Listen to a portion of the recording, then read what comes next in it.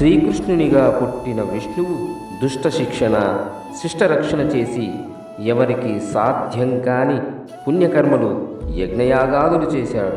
హరి స్వయం ప్రభువే అయినా లోకంలో పాపం పెరిగి ధర్మం తరిగి మితిమీరిన స్వార్థంతో తన వ్యవహారమే తాను చూసుకునే తరుణంలో సద్ధర్మ నిరతుడై ధర్మ ప్రతిష్టాపనం చేసి అనుక్షణం అధర్మాన్ని అడ్డుకుంటూ ధర్మం యొక్క లక్ష్యాన్ని తెలుపుతూ అంతిమ విజయం ధర్మానిదేనన్న సత్యాన్ని లోకానికి అందించిన మహాభాగవత శిఖామణి.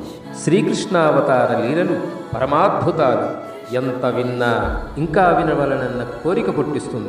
శ్రీకృష్ణావతార చరిత్ర జగన్మంగళకరం, సర్వశుభకరం, ఆనందదాయకం, ఉత్సాహభరిత పుణ్యఫలప్రదం. దీనిని మనం వివరంగా తెలుసుకుందాం.